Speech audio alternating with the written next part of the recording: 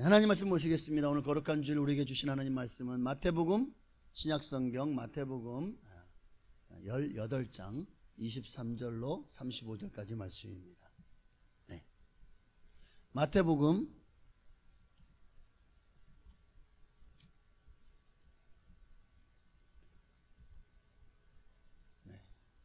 18장 23절로 35절까지 있는 말씀입니다. 네, 좀 기니까요. 제가 한 절, 여러분이 한 절 우리 이 말씀 교독하셨으면 좋겠습니다. 우리 교독한 이후에 호산나 찬양대에 찬양이 있겠습니다. 제가 먼저 23절을 봉독해 올립니다. 그러므로 천국은 그 종들과 결산하려 하던 어떤 임금과 같으니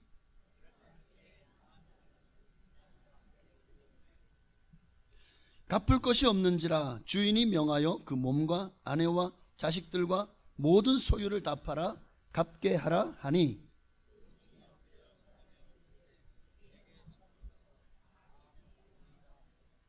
그 종의 주인이 불쌍히 여겨 놓아보내며 그 빚을 탕감하여 주었더니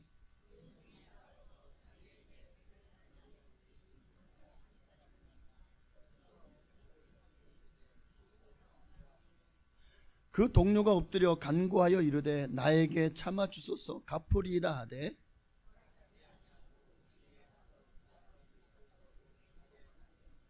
그 동료들이 그것을 보고 몹시 딱하게 여겨 주인에게 가서 그 일을 다 알리니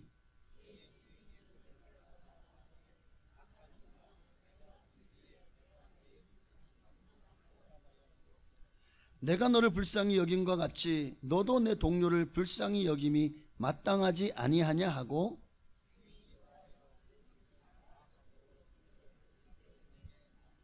함께 있습니다. 너희가 각각 마음으로부터 형제를 용서하지 아니하면 나의 하늘 아버지께서도 너희에게 이와 같이 하시리라. 아멘. 오늘은 오늘 마태복음 18장 35절의 말씀에 너희가 각각 마음으로 형제를 용서하지 아니하면 내가 용서하지 않았습니다. 주님이 용서하실까요? 35절을 보니까 나의 하늘 아버지께서도 너희에게 이와 같이 하시겠대요. 너가 마음으로 진심으로 형제를 용서하지 않으면 하나님도 너희를 용서하지 않으시겠다. 용서해 줄까 말까가 아니죠. 용서해야 주님은 우리에게 분명히 말씀하십니다. 나도 너희를 용서하지 않겠다고요. 근데 의외로 성경에 많은 곳에서 이 말씀들이 너무 많아서 저도 참 이 말씀을 준비하면서 정말 당혹스러웠습니다. 야, 주님은 사랑의 하나님인데 근데 어떤 죄에 대해서는 하나님도 아주 서리빨 같으시고 하나님의 공의만이 작동하시는구나. 그래서 우리가 이 땅에서 어떻게 사는 것이 하나님께 복받는 삶이고 또 하나님께 용서받는 삶인가를 오늘 말씀을 통해서 함께 은혜를 나누기를 원합니다. 여러분이 누구나 행복하게 살길 원하죠. 옆에 계신 분 보세요. 이 사람이 행복해 보이십니까? 다시 한번 옆에 계신 분에게 당신 행복하십니까? 행복하세요? 자, 옆에 사람과 행복하려면 옆에 사람과 좋은 관계를 맺어야 되겠죠. 옆에 사람이 원수 같아. 미워 죽겠어. 옆에 사람만 보면 짜증이 올라오고 화가 올라오고 막 우락통이 터지는데 아니 옆에 사람만 옆에 있으면 불행해지겠죠. 왜? 내가 싫어하니까, 내가 미워하니까, 용서가 안 되니까. 그런 거예요. 우리가 이 땅에서 행복하게 살려면 이웃과 더불어 좋은 관계를 맺어야 되는 거예요. 좋은 관계를. 그래야 인생이 즐겁고 재미지지 않겠습니까? 서로 미워하고 시기하고 갈등하고 원수 맺고 서로 등을 돌리고 산다면 그렇지 않아도 무정하고 각박한 세상 얼마나 또 삶이 참 피곤하고 지치고 힘들겠습니까? 사람은 누구나 실수하잖아요. 내 옆에 사람이 내게 실수할 수 있어요. 우리는 그것을 그러려니 해야 되는 거예요. 그럴 수 있지 뭐가 돼야 되는 거예요. 그것을 마음에 담아두고 옹졸하고 그것을 가지고 너 나한테 그렇게 얘기했다는 거지. 네가 좋은 사람인 줄 알았는데 아니었네? 하고는 눈에는 눈, 이에는 이가 되면 안 되는 거예요. 오늘 본문처럼 상대의 목을 잡고 멱살을 잡으면 안 되는 거라고요. 그런데 우리는 참 개인주의적이에요. 자기중심적이에요. 그래서 모든 것을 자기중심적으로 해석을 합니다. 왜 나한테 그런 얘기를 했을까? 왜 나한테 그렇게 다른 사람들에게 그런 소문을 내가지고 나를 내 가치를 바닥에 떨어뜨리고 나를 그렇게 가스라이팅을 할까? 뭐 우리 주변에는 이런 일들이 지금 살아오면서 얼마나 많았습니까? 여러분은 주변의 사람들로부터 오해를 받은 적이 한 번도 없으시나요? 누군가가 여러분을 한 번도 괴롭히지 않았나요? 여러분에게 누구도 나에게 욕을 한 사람이 한 사람도 없으십니까? 와, 하늘으로 한 점 부끄러움이 없어 살으셨네. 그렇게 살아도 누군가는 미워해요. 왜? 너무 잘난 척하니까. 우리가 너무 흠이 없어도 그게 또 문제가 되는 것이 지금 우리가 사는 세상 아닙니까? 근데 우리는 어떻죠? 우리도 의식하지 못하는 사이에 어느새 상대방에게 상처를 주고 있어요. 마음을 아프게 하고 있어요. 말로도 표정으로도 행동으로도. 듣는 이의 입장은 전혀 고려하지 않고 그저 내가 툭툭 내뱉는 말 한마디에 우리가 무심코 던진 돌덩이에 돌멩이 하나를 호수 던졌어요. 그럼 그 호숫가에서 놀고 있던 개구리가 벌떡 뛰다가 돌에 턱 맞았어. 어떻게 될까요? 최소 중상이고 죽을 수도 있겠죠. 그런 겁니다. 우리도 아무렇지도 않게 나는 그냥 별 말 없이 던진 말에 상대방은 그 말에 정말 상처를 받고 그리고 마음 문을 닫아버리고 내가 이제 다시는 저놈하고 친구 먹나 봐라 이렇게 되는 일들도 생기더라고요. 그러니까 우리는 항상 남을 배려해야 돼요. 특히 예수 믿는 사람은 역지사지의 마음을 가지고 내가 이런 말을 해서 상대방이 어떻게 받아들일까, 나라면 어떨까 하는 것을 늘 생각하면서 말을 하고 행동을 해야 되지 않을까요? 서로 이해하고 감싸주고 용서하는 마음이 있어야 됩니다. 그러면 상대방이 내게 무슨 말을 해도 아이고 뭐 별일 아니게 지나가거나 뭐 그럴 수 있지 뭐 하고 잘 수습이 됩니다. 그런데 우리가 마음이 꽁하거나 담아두고 이를 갈고 내 이제 저놈하고 내가 상종하나 봐라 용서하지 못하게 되면 결국 이웃 사촌이 아니라 이웃 원수가 되는 것입니다. 그리고 갈등은 더 심해지고 만약에 여러분의 집이 여기 있어요. 근데 여러분 앞집하고도 원수, 옆집하고는 불구대천의 원수, 이쪽 집하고는 일을 가는 원수, 뒤쪽 집하고는 그냥 아주 그냥 상종 못할 원수. 야, 이 정도 되면 여러분 집 옆 그냥 집을 나갈 때마다 그냥 그 집만 보면은 그냥 이가 그냥 갈리고 이 집만 보면 그냥 아우 그냥 화가 나고 이 집만 보면 그냥 막 스트레스를 받고 이러면서 여러분 어떻게 사시겠습니까? 이사 가야지 뭐 어떻게 하겠어? 여러분 이렇게 살면 행복하시겠냐고요? 용서하지 못하면 내가 불편해요. 용서하지 못하고 화해하지 못하면 내 삶이 나 스스로가 불행으로 나를 끄집어내리는 거예요. 여러분 성경을 보십시오. 얼마나 용서에 대한 말씀이 많아요. 신약 성경에만 용서에 대한 구절이 61번이나 나와요. 그 중에 공간복음서, 그러니까 마태, 마가, 누가복음이죠. 여기서만 45번이 나와요. 그런데 신약 성경에 총 61번의 용서에 대한 말씀이 나오는데 그 중에 누가복음에만 18번이나 나온다는 거예요. 그만큼 용서는 누구보다 예수님이 가장 말씀을 많이 하셨다는 거죠. 용서하라고, 용서해야 된다고. 자 보십시다. 예물을 하나님께 드리기 전에 불화한 일이 있다면 어떻게 해야 된다고요? 마태복음 5장 23절에 누가 하신 말씀이죠? 예수님이 하신 말씀이죠. 그러므로 예물을 제단에 드리려 하다가 거기서 내 형제에게 원망 들을 만한 일이 있는 것이 생각나거든 예물을 제단 앞에 두고 먼저 가서 형제와 화목하고 그 후에 와서 예물을 드려라. 형제의 잘못을 먼저 용서하지 않으면, 불화하면 하나님이 그 예배를, 그 예물을 기뻐 받으시겠냐는 겁니다. 여러분, 우리가 형제의 잘못을 용서하지 않으면서 주님 앞에 나와가지고 아무렇지 않게 주기도문을 암송을 해요. 주기도문에 어떤 내용이 있죠? 마태복음 6장 12절에 우리가 우리에게 죄 지은 자를 사하여 준 것 같이 우리의 죄를 사하여 주시옵고. 근데 지금 내 마음에 용서를 해줬어요, 안 해줬어요? 그 미움의 감정을 그대로 가지고 있어요? 여전히 그 사람을 싫고 질투나고 시기하고 그런 마음을 가지고 주님 앞에 나와서는 아무렇지도 않게 내게 죄 지은 사람을 내가 용서해 줬어요, 주님 나도 용서해 주세요, 이렇게 기도할 수가 있냐고요. 오늘 우리는 너무나도 하나님 앞에 거짓말을 아무렇지도 않게, 어느새 이 주기도문을 암송하는 것이, 주기도문이 뭐 예배 한 순서입니까? 그냥 암송하는 걸로 끝나는 건가요?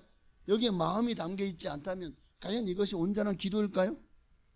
그런데 그 기도 가운데 내게 죄를 지은 사람을 내가 용서해 준 것 같이 라는 기도가 아무렇지도 않게 나올 수가 있겠냐는 거예요. 어느새 우리의 기도가 그렇게 습관적이 되어져 가고 있다는 거예요. 하나님 사랑합니다. 사랑하지도 않으면서 사랑한대.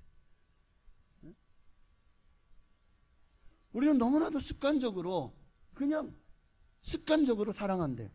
그런데 실제로는 주님보다 돈을 더 사랑해, 주님보다 자식을 더 사랑해.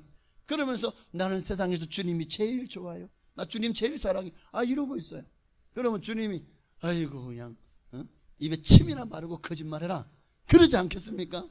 오늘 우리는 너무나도 하나님 앞에 심심하면 그냥 거짓말을 하면서 당연히 구원받을 것이라고 살고 있어요. 그런데 성경은 말합니다.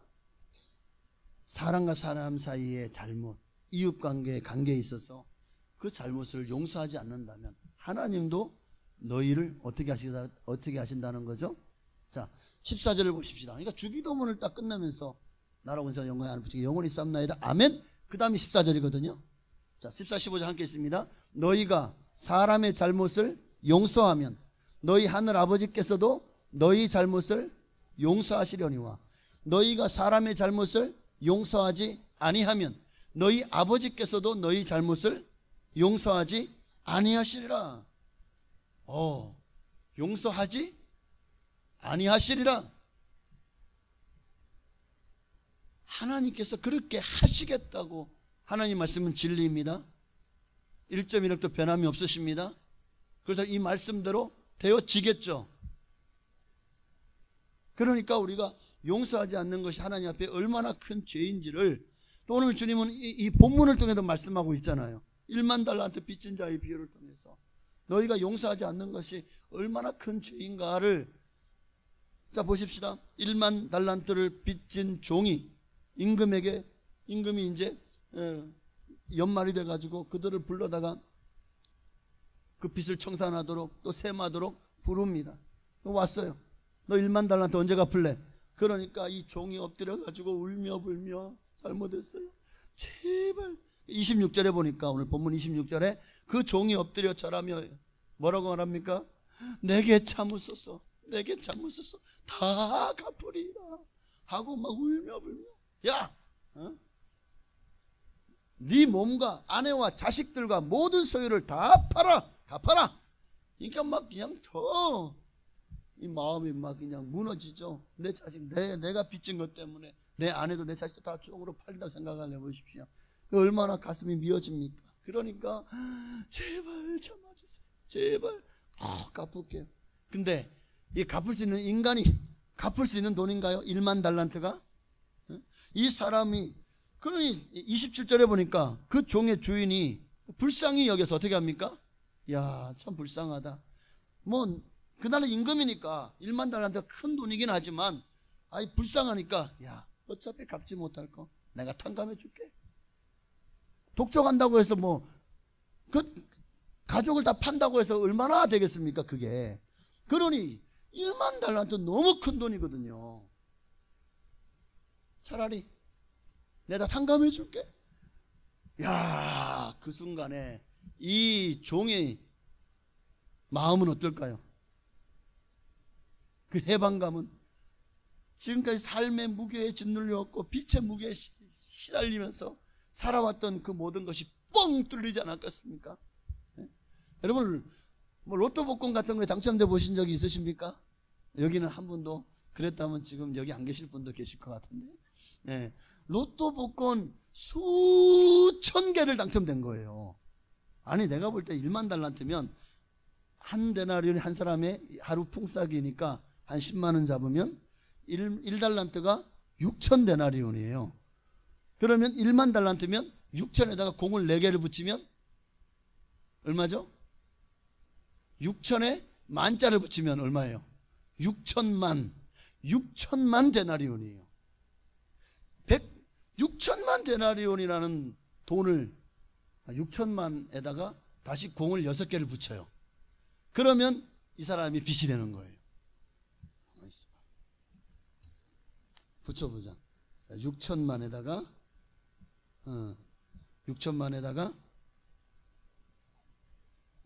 100대 얼마죠? 여기다가 우리나라 돈으로 환산하기 위해서 다시 공을 6개를 1데나리온 10만 원 정도 잡으면 1, 10, 100, 1000만, 10만, 100만, 1000만, 억, 10억, 100억, 1000억, 조, 10조, 60조네, 60조.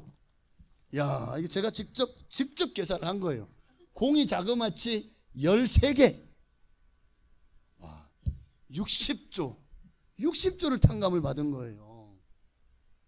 그러니 와, 땡 잡은 거예요.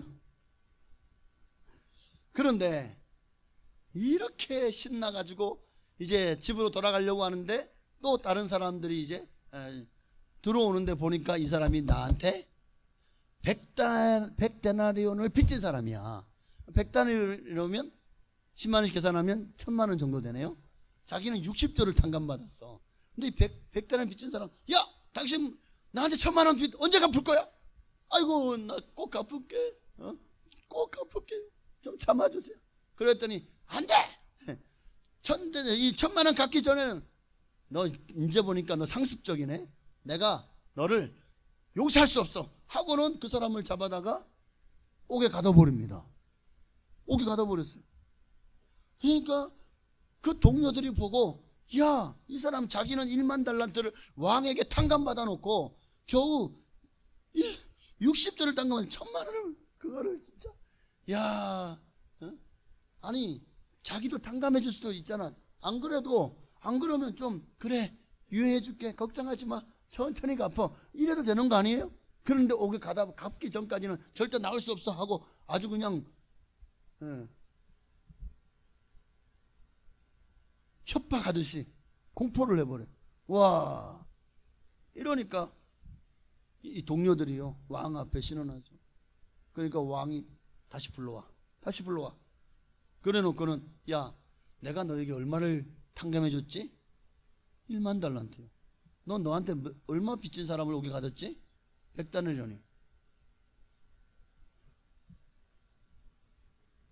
그러니까 이 주인이 뭐라고 합니까? 당장 이놈을 다시 옥에 가둬라. 한 푼이라도 다 갚기 전에는 결단코 그 감옥에서 나오지 못하는 말은 무슨 말입니까? 평생 그 감옥에서 죽을 때까지 나올 수 없다는 얘기겠죠. 여러분, 이 1만 달란트 100데나리온은 바로 우리에게 죄 지은, 내가 하나님 앞에 1만 달란트의 죄를 지었습니다. 죽음으로도 갚을 수 없을 만큼 큰 빚입니다. 그런데 이 빚을 주님이 다 갚아 주셨어요. 예수님이 내 죄를 대신해서 1만 달란트나 그 값어치의 그 죄를 당신이 대신 다 짊어지시고 그 빚을 당신이 보증을 서주신 거죠. 그래서 당신이 다 옮겨주시고 당신이 대신 그 죄의 싹은 사망이잖아요. 그 죄값을 다 예수님의 보혈로 그리고 죽음으로 다 갚아주신 줄로 믿습니다.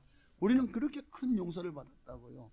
그런 용서를 받은 우리가 내게 작은 죄 지은 사람, 여러분에게 좀 여러분을 힘들게 하고 지치게 하고 피곤하게 하고 여러분을 억울하게 한 사람들 있죠. 그런데 그게 죽을 만큼 큰 죄가 아니라면 여러분 그거 용서하지 못하겠습니까? 그것 좀 이해해 주지 못하겠냐고요. 오늘 예수님 어떤 분이십니까? 예수님은 이 땅에 오셨어도 수많은 사람들을 용서하셨어요. 사마리아 여인을 용서하셨고, 그 여인은 남편을 5이나 갈아치운, 그러고도 여전히 목마른 사람이었어요. 어떻게 보면 이 세상에서 가늠한 죄를 지은 사람과 같은 사람인데도 용서해 주셨어요. 심지어는 가늠하다 현장에 붙잡힌 그 여인도 용서해 주십니다. 예수님은 중풍병 걸린 사람에게도 그 죄 때문이다, 내 죄 사함을 받았느니라 먼저 그의 용서해 주시고 그를 고쳐 주셨습니다. 삭개오 같은 사람도 용서해 주셨고, 세리 마태 같은 사람도, 당시 유대인들은 매국노잖아요. 그들을 나라를 팔아먹는 죄인이라고 취급을 했지만 예수님은 그들도 용서해 주시고 도리어 제자를 삼으셨어요. 수많은 이들을 용서하셨고, 얽히고 설킨 인간관계들이 정말 주님의 몸소 이 모든 것들은 용서와 간용으로 사랑으로 부러질 수 있다는 것을 친히 보여주셨습니다. 마침내 예수님은 어디까지 용서해 주셨습니까? 자신을 죽이고 십자가에 못 박는 사람들을 향해서도 주님, 저들의 죄를 사해 주세요. 자기들이 하는 일을 알지 못해서 그렇습니다. 그렇게 자신을 죽이고 손가락질하며 조롱하는 군중들을 향해서도 주님은 그들을 용서하십니다. 그러면서 주님 우리에게 말씀하시, 이와 같이 너희도 서로 사랑하라. 새 계명을 너희에게 주노니 서로 사랑하라. 내가 너희에게 한 것 같이 너희도 서로 사랑하라. 너희가 서로 사랑하면 너희가 하나님의 자녀가 되리라고 했습니다. 또 내가 너희와 하나님 사이를 화목케 한 것처럼, 십자가로 내 죽음으로 화목케 한 것처럼 너희도 서로 반목하지 말고, 다투고 싸우지 말고, 등 돌리지 말고 제발 좀 손을 잡고, 내가 잘못했어, 아야 내가 생각해보면 내가 더 잘못했네, 아이고 미안해요, 나 때문에 마음고생 심했지. 그럼 이러면 얼마나 좋은 관계가 되겠습니까? 그쵸? 화목하시기를 바랍니다. 주님이 우리에게 화목케 하라고 명하셨습니다. 지금 이것이 예수 믿는 사람들에게 주신 하나님의 권면이고 명령입니다. 또 용서하라고 하십니다. 심지어 누구까지도 용서하라고 하셔요? 원수까지도 용서하라고 하시잖아요. 그런데 반면에 당대의 의인이라고 일컬었던, 예수님 당시에 유대교 율법과 유대교의 모든 종교를 지도했던 수많은 지도자들이 있었어요. 서기관들, 바리새인들, 종교 제사장들, 율법사들. 그들은 어떻게 했습니까?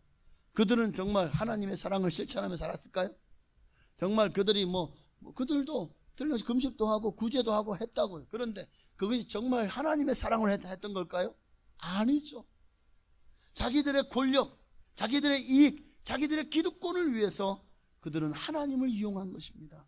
종교적인 지위를 가지고 도리어 민중들을 억압하고, 그리고 자기들만 돋보이도록 그렇게 남들에게 자기들의 그 위선을, 그게 위선이잖아요.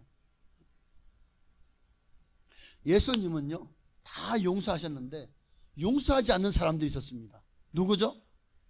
바로 이런 형식주의자들, 외식주의자들, 이런 위선자들, 그들을 향해서 주님은요 화 있을진저, 바리새인과 서기관들이요, 주님은 그들을 향해서 독사의 자식들아 라고까지 말씀을 하시며, 너희가 하나님의 말씀을 받은 자로서 너희가 먼저 그 말씀대로 실천하고, 정말 그 말씀이 가장 중요한 게 뭐냐? 말씀, 율법을 지키면 더 중요한 것은 의와 인과신이다.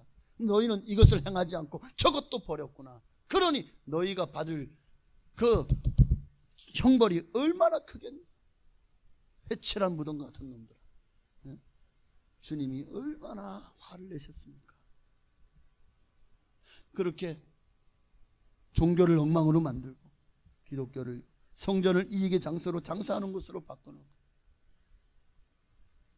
오늘 주님이 그들을 향해서 용서하지 않으셨습니다. 오늘 지금 우리가 사는 이 시대도 얼마나 무정한 시대입니까? 무자비한 시대입니까? 사람들이 작은 거 하나도 서로 용서하지 못하고 꽁하고, 작은 일 하나에도 서로 미워하고, 그리고 등을 돌려버리는 이런 시대를 우리가 살아가고 있습니다. 그렇다면 우리 예수 믿는 우리부터라도 주님이 이 땅에서 사랑을 실천하셨던 것처럼 이제 그것을 우리가 해야 됩니다. 이 너무나도 사랑이 식어져 있는 이 세상, 말세의 징조가 너무나도 많이 나타나는 이 세상, 정말 마지막 때 아닙니까? 늦은 비의 시대고, 늦은 비 성령의 시대라고 하죠. 그리고 지금은 마지막 추수 기간이라고 합니다. 한 영혼이라도 살리기를 원하시는 주님의 마음으로, 여러분이 용서하지 못하면 그 영혼이 어떻게, 내가 용서하지 못하면서 예수님을 전하고 행복으로 그들을 교회로 초대할 수가 있겠습니까? 먼저 내가 용서해야 되겠죠. 또 잘못한 게 있다면 용서를 구해야 되겠죠.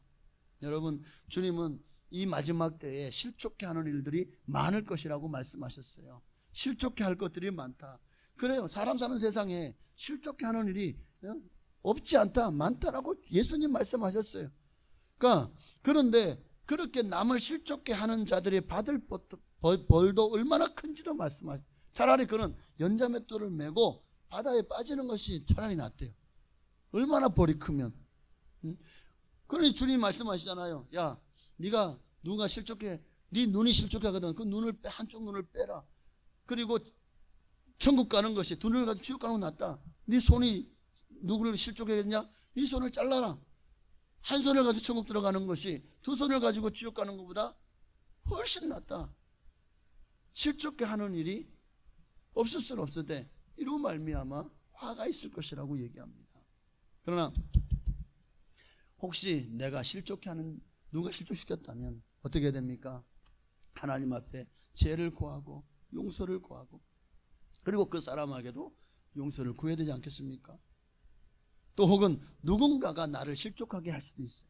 나를 넘어지게, 나를 상처받게, 나를 화나게, 그리고 나를 억울하게 할 수가 있다고요. 그럴 때 우리는 어떻게 해야 됩니까? 오늘 본문 바로 위에 말씀에 뭐가 있죠? 베드로가 예수님께 나와서, 예수님 몇 번이나 용서해야 됩니까? 7번까지 할까요? 당시 유대인들은요, 그러니까 그 용서의 맥시멈이 3번입니다. 3번. 그래서 이 3번까지는 용서해라. 이것도 참 일반인들이 하기 힘든 일이거든요. 그런데 지금 베드로는 나 주님 너무 사랑해. 나 주님 때문이라면, 나는 주님을 위해서라면요, 나는 7번도 용서해 줄 수 있어요. 그러니까 베드로가요, 그 용서의 맥시멈을 확장시켜 놨어요. 그랬더니 예수님 뭐라고 말씀하시죠? 야, 7번만 용서하지 말고 70번에 7번이라도, 70번에 7번이 몇 번이에요? 77, 49? 490번이라도, 490번이라도 용서라는 것이 이게 그냥 그 어떤 숫자적인 개념이 아닌 상징적인 거죠. 그러니까 무한대로 사랑을 베풀고 용서하라는 거잖아요. 세계 1차 세계대전 때 참 전쟁이 일어나면 참 많은 사람들이 억울하게 죽임을 당하고 학살을 당하기도 하죠. 우리나라도 또 뭐 저 중국도 일본이 쳐들어왔을 때 우리도 일제강점기 36년 동안 얼마나 많은 사람들이 억울함을 당하고 죽임을 당했습니까? 학살을 당했나요? 중국에도 제가 어제 잠깐 그 유튜브에서 난징 대학살에 대한 다큐멘터리를 봤는데, 와, 사람이 저렇게까지 잔인할 수가 있구나 하는 것을 보면서 전쟁이 사람을 얼마나 참 광폭하게 하는지를 알았습니다. 그런데 세계 제1차 세계 당시에도 독일 군들이요, 벨기에 전체를 점령합니다. 그리고 그 어느 마을에 그 마을 사람들을 다 학살을 해버려요. 도망가지 못하고 피난 가지 못한 노인들과 어린아이들까지도 다 학살을 한 거예요. 이제 피난 갔던 이들이 마을로 돌아와서 보니까 정말 그 참혹한 현장은 말로 형용할 수 없어요. 어린아이들이, 어르신들이 그렇게 정말 그렇게 총에 칼에 죽임을 당한 모습에 그들을 모아서 정말 이 합동 장례를 치루어 줍니다. 그리고 그렇게 전화가 휩쓸고 가는 그 마을 완전히 폐허가 되었죠. 그 마을에 주일날이 되어서 모여서 하나님 앞에 예배를 드리는데 이들이 주기도문으로 이제 기도를 드리다가 딱 여기서 그쳐버리는 거예요. 내게 죄를 지은 사람을 내가 용서한 것 같이. 이 기도가 되어지질 않는 거예요. 저 천인공리할 저 독일군들에 의해서 이 마을 사람들이 이렇게 학살을 당했어요. 내 가족이 거기에 있었고 내 친척이 거기 있었어. 용서가 돼요? 용서가 안 돼. 내가 그들을 용서가 안 되니까 주기도문을 주님 앞에 드리지를 못하는 거예요. 그렇게 첫 주가 지나고 둘째 주가 지나고 셋째 주가 지나도 여전히 그 주기도문을 암송하지를 못해. 한 달이 되었습니다. 또 주일날 그들이 모여와서 예배를 드립니다. 그때 그게 예배를 인도하던 그 마을 대표 되시는 분이, 그래서 그분이 목사님인지 아니면 장로님인지는 모르겠습니다. 여러분, 우리가 이렇게 주님 앞에 용서하지 못하는 마음으로 예배를 드린다면 하나님이 이 예배를 받으시겠습니까? 그러니 이제 우리가 이 참상을 일으킨 독일군들을 우리가 용서해 주십시다. 그들을 용서하고 우리가 주 기도문을 온전하게 하나님께 올리십시다. 저도 이들을 용서합니다 하고 눈물로 용서를 하니까요, 그 마을의 주민들 함께 예배드린 이들이 다 눈물로 그 독일의 그 만행을 저지른 이들을 용서하고 마침내 주기도문을 끝까지 주님 앞에 올려드릴 수 있었다고 합니다. 오늘 우리는 너무나도 쉽게 내 마음에는 누군가를 미워하고 누군가를 용서하지 못하면서 아무렇지도 않게 그렇게 주님 앞에 기도합니다. 그런데 주님이 내가 이 땅에서 용서하지 않으면 주님도 하늘에서 그와 같이 하시리라고 하시는 말씀은 우리는 너무 쉽게 잊어버려요. 너무 쉽게 그 말씀의 가치를, 그 말씀을 우리가 잊어버리고 그냥 아무렇지도 않게 주기도문을 암송하고 또 주님 앞에 나를 용서해달라고 기도하고 있지는 않는지 모르겠습니다. 오늘 우리는 이 요셉의 용서를 배워야 됩니다. 여러분, 요셉은 자기를 시기하고 자기를 종으로 죽이려고까지 하고 종으로 팔아버린 자기의 형들을 어떻게 했습니까? 형들 때문에 고향을 잃었어요. 아버지와 가족을 잃었어요. 평생을 노예로 살 팔자가 되었어요. 얼마나 고달팠을까요? 또 모함을 당해서 감옥까지 들어갔어요. 평생을 빛을 보지 못하고 그 감옥에서 이제 죽을 때까지 아마 나오지 못하고 어느 순간 자기를 불러다가 사형틀에, 그래서 사형을 당할지도 모르는 그런 환경까지 되었어요. 얼마나 답답하고 처량합니까? 요새 불쌍하잖아요. 억울하잖아요. 그런데도요, 욥은요 그 형제들을 용서합니다. 원망하지 않았어요. 원수를 갚을, 내가 풀려나기만 해봐. 내가 정말 살아나기만 해봐. 내가 이 형들 가서 내가 절대 용서하지 않을 거야. 이러려고 하지 않았어. 마침내 애굽의 총리가 되었고 형들이 쌀을 구하러, 먹을 것을 구하러 애굽에 왔습니다. 요셉이 보니까 자기 형들인 거 알죠. 그들을 어떻게 해서 억압하고 핍박하고 죽였습니까? 아니죠. 그들을 용서했습니다. 형들은 여전히 저가 요셉이라, 우리가 팔아버린, 우리가 죽이려고 했던, 죽은 줄 알았는데 살아있었네. 우리가 아버지한테 거짓말한 거 이제 그것도 다 들키죠. 거기다가 요셉이 용서하지 않으면 자기들 다 죽은 목숨이에요. 그런데 뭐라고 합니까? 형들, 나를 팔았다고 해서 걱정하지 마세요. 하나님이 나를 이런 일이 있을 줄 알고 나를 앞서 보내신 겁니다. 그러니 걱정하지 마세요. 야, 오늘 이것이 바로 요셉의 용서입니다. 오늘 열한 여러분 주변에, 말씀 마칩니다, 아직도 용서하지 못하는 이웃이나 또 성도님이나 형제 자매가 있습니까?